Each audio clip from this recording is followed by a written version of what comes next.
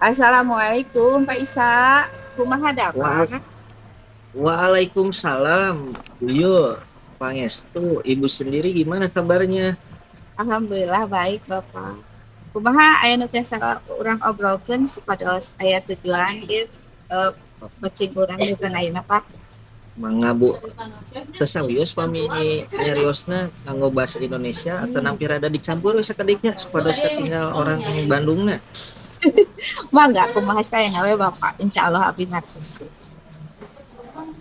Oke, mangga Bu. Ibu, saya itu ingin bertanya mengenai suasana kelas yang suasana kelas dalam pembelajaran PJOK. Siswa Mhm. itu pas di jam terakhir Mhm. kelihatannya tidak semangat karena Hmm. alasannya cuaca. Padahal kalau belajar itu harusnya mesti tidak ada alasan cuaca panas ataupun apa. Ada yang alasannya nggak bawa baju atau misalkan perempuan lagi tidak enak badan atau lagi menstruasi jadi tidak mau olahraga. Nah, Ya, ya. menurut Ibu, apa yang harus saya lakukan, Bu? Nah, sebelum ke apa tindakan kita identifikasi dulu ya Bapak ya. Sebenarnya ada di mana. Coba Bapak ceritakan lebih lanjut ketika situasi itu terjadi itu eh, apa yang kondisi yang terjadi di kelas nyaman-nyaman kerja untuk ibu Bapak jelaskan. Nah, jadi gini Bu, permasalahannya itu ada beberapa permasalahan. Si anak perempuan tidak mau olahraga karena cuaca panas. Nah, sedangkan kalau misalkan pembelajaran teori atau materi di kelas, nah si anak yang laki-lakinya pengen praktek karena Oke, laki-laki mungkin hobi dengan berolahraga. ya, oke Pak. Kalau begitu bisa saya simpulkan ya Pak, masalah utamanya teh siswa memiliki eh, kecenderungan eh, kesukaan yang berbeda gitu ya, kecenderungan motivasi belajar yang berbeda. Kalau dilihat dari gendernya, laki-laki suka di luar belajarnya, suka kan Ya, sukanya di sukanya praktek. sukanya praktik. Perempuan juga kalau misalkan yang hobi berolahraga ya dalam pembelajaran PJOK pengennya praktek, tidak mau Oh belajar teori. iya ya pasti Nah, kayak gitu ya. saya ingin suasana kelas itu Bu, pengen belajar itu dengan kondusif dan anak itu semangat, tidak ada lagi alasan jam terakhir malas berolahraga atau malas dalam pembelajaran PJOK. Oke. Ini kalau identifikasi masalahnya kayaknya ini masalah motivasi belajar ya. Karena tidak Iya, berdasarkan gender berarti berdasarkan motivasi belajar yang kurang di jam terakhir gitu ya. Nah, kalau lihat situasi ideal nih Pak, anak-anak mau jam pertama, jam kedua, jam ketiga gitu kan ya. Idealnya sebenarnya olahraga, pembelajaran olahraga itu kayak gimana sih menurut Pak Isa? nah idealnya itu menurut saya pembelajarannya itu dengan penuh semangat dan ceria karena tujuan pembelajaran PJOK itu yang penting anak ada kemauan untuk aktif gerak. Nah, karena kalau misalkan gerak kan ke tubuhnya juga sehat. Nah, beda halnya dengan kalau misalkan belajarnya di eskul. Nah, anak kan dituntutnya untuk mahir dalam Iya. salah satu olahraga. Nah, kalau di pembelajaran tidak harus mahir juga. Yang penting anak itu ada kemauan dan tahu dasar-dasarnya olahraga. Misalkan olahraga sepak bola ada teknik passing, ada shooting dan Hmm. lain-lain. Itu Bu. Oh, bagus ya. Berarti Pak Isa udah mulai memahami nih. Udah mulai ada pemahaman dari Pak Isa bahwa memang idealnya seperti itu ya. Pembelajaran olahraga itu tidak melihat kondisi. Jadi yang pasti eh, anak-anak mengikuti gitu ya. Nah, Iya. dari masalah yang tadi Pak Isa ungkapkan, kira-kira eh, ada perubahan nggak yang bisa merubah ke kondisi ideal tadi? Caranya gimana tujuan motivasi siswa di jam itu bisa bangkit gitu Pak. Meskipun mungkin ada satu dua yang tidak, tapi setidaknya sebagian besar siswa memiliki motivasi belajar di jam akhir gitu. Nah, mungkin saya berusaha lebih konsisten dalam memberikan keyakinan atau di kesepakatan di kelas dalam pembelajaran PJOK. Nah, misalkan saya membuat kesepakatan dalam hal eh, ini kesepakatan tertiban dan ketertiban. Misalkan anak yang tidak tertib atau tidak mengikuti punishment seperti berupa tugasnya disuruh misalkan menganalisis hasil atau merefleksikan hasil dari dalam video pembelajaran. Nah, kalau misalkan anak yang tidak mengikuti disuruh itu tugasnya. Nah, kalau misalkan anak yang tidak mengerjakan, saya anggap tidak hadir, Bu, karena Oh, kasihan kepada anak yang masuk gitu ada ya. semangat ya masuk mengikuti Iya. pembelajaran sama yang Iya. bermalas gitu, Bu. Wah, hebat dong Pak, udah ada rencana nih dari Bapak tindakan-tindakan ke depan ya. Itu udah luar biasa Pak, berarti udah ada ancang-ancang kira-kira mau ngapain gitu kan. Nah, berarti Iya, Bapak iya. udah melaksanakan tindak lanjut ya. Dan ada tanggung jawabnya gitu Bapak. Seperti apa. Cuma mungkin di sini kita harus bisa memastikan juga Pak, kira-kira rencana yang Bapak buat sekarang itu bisa diukur nggak, bisa terukur nggak, bisa dilihat nggak berhasilnya. Untuk mengukur Iya. keberhasilan itu Bapak mau buat apa? Nah, rekapan pelaksanaan kesepakatan ya, dimulai dari absensi. Nah, misalkan Oke. yang membawa baju olahraga, nah, berarti sudah sangat hadir.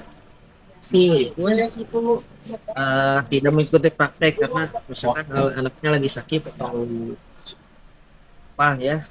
Yang kedua, oke. anak harus melakukan refleksi dalam video pembelajaran di kelas. Hmm, Nah, mengkomunikasikan kepada siswa setiap pembelajaran dan juga akan lebih tegas dalam hmm, memberikan restitusi pada siswa yang keluar dan kesepakatan kelas PJOK.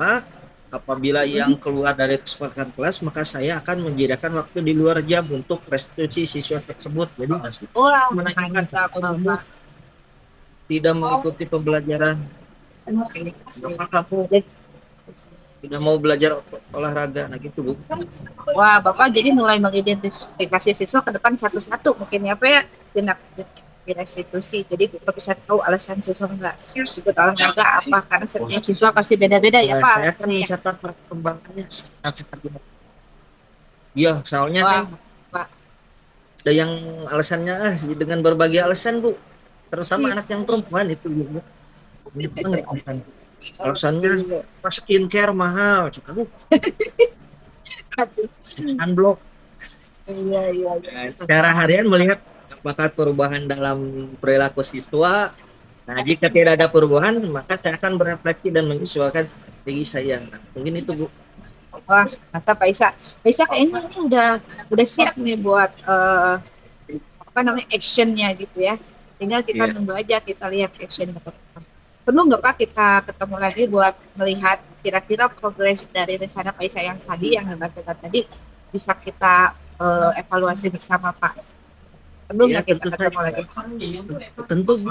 Saya perlu banget yang ketemu dengan betul. Saya mohon untuk bantuan membahas perkembangan ini dalam 2 minggu atau 3 minggu jangka waktunya.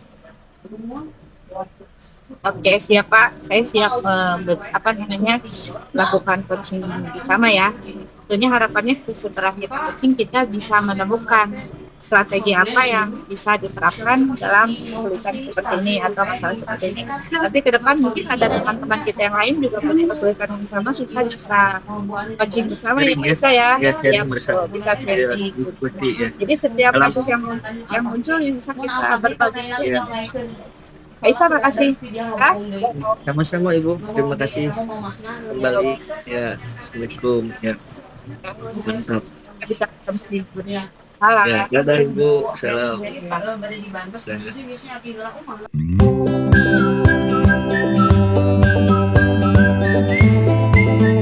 Ya. Assalamualaikum Bu Yul. Kumaha damang. Kumaha aya nu bade diobrolkeun pados tujuan coaching ngadugi. Waalaikumsalam Pak Isa. Alhamdulillah bisa tekan. Alhamdulillah. Minggu nih ya yang pada diobrolkan. Biasanya abdi nganggo bahasa Indonesia. Apa ada perkembangan saya teh. Apa terus berpikir Pak.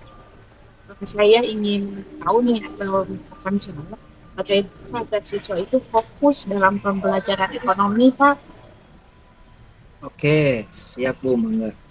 Bisa diceritakan lebih lanjut apa yang biasanya terjadi di kelas yang membuat Ibu Yul merasa siswa kurang fokus dalam belajar? Ya, Pak, saya merasakan kalau siswa itu tidak memperhatikan proses belajar. Mereka itu suka ada ribut, nggak pada fokus, dan kadang-kadang sebagian juga tidak ikutan pembelajaran gitu, nggak pada mengikuti arahannya. Terima kasih sudah berbagi. Jadi, jika saya boleh rangkum, masalah utamanya adalah siswa sering kehilangan fokus dan suasana kelas menjadi ribut. Apa dampak dari situasi ini pada pembelajaran ekonomi? Jadi kalau situasinya seperti ini terus, Pak, pembelajaran ekonomi itu jadi terganggu.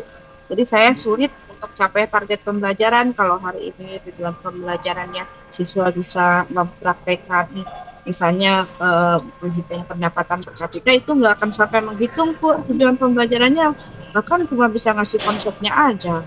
Nah, jadi waktu CRT di kelasnya habis untuk menenangkan siswa supaya fokus belajar, sehingga saya bukannya ngajar, Pak, terus aja ngasih siswa Ceramah ya Ibu. ceramah-ceramah gitu. Ya, ceramah sambil memaparkan bab akhlak kalau gitu ya Bu ya. Iya, iya, Oke. Pak, kayak gitu. Apa yang sudah Ibu Yul coba untuk mengatasi masalah ini? Saya teh udah coba beberapa cara saya seperti membuat mereka lebih sibuk dalam pembelajaran supaya ada waktu untuk fokus diam. Kemudian saya juga sering mengingatkan mereka tentang kesehatan ekonomi. Tapi hasilnya sebentar-sebentar, hanya waktu itu saja. Nah, ketika sudah berlangsung kembali pembelajaran, materi mulai kembali, ya jadi kembali ke awal pada fokus Jadi lagi. fokusnya hilang lagi ya gitu ya. Hmm. Kalau Bu Yul mau situasinya ideal, siswa fokus belajar seperti apa pengelolaan kelas yang Ibu inginkan? Jadi saya pengen pengelolaan kelasnya itu lebih tenang. Kemudian siswa fokus pada pembelajaran, mendengarkan saya menjelaskan, mengikuti tugas-tugas yang disampaikan.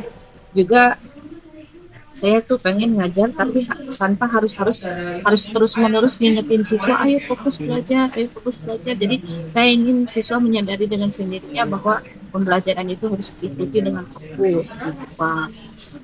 Oh gitu ya. Jadi supaya belajarnya efektif ya. Iya, Yang sudah ya, dari yang sudah Bu Yul lakukan, kemudian dibandingkan dengan yang ideal, apa perbedaannya? perbedaan yang paling utama mah ya saya mungkin kurang konsisten, Pak. Kalau misalnya waktu-waktu tertentu saya juga kan sambil mengajar sambil melakukan kegiatan yang lain juga saya pernah. Jadi akhirnya saya kurang tegas gitu. Harus bagaimana menangani beberapa siswa yang memang nggak fokus. Terus saya juga memberikan instruksi mungkin mereka nggak paham, Pak. Kadang saya bicaranya mungkin tidak sampai ke apa ya maksudnya gitu. Dan kesana kesini sehingga siswa kurang memahami instruksi dari saya. Bagus, mantap sekali ya, Bu Yul. Sudah memulai mengidentifikasi beberapa masalah yang bisa diperbaiki. Jika Bu Yul bisa membuat satu perubahan kecil untuk mendekati kelas yang ideal, apa yang akan Bu Yul lakukan pertama kali?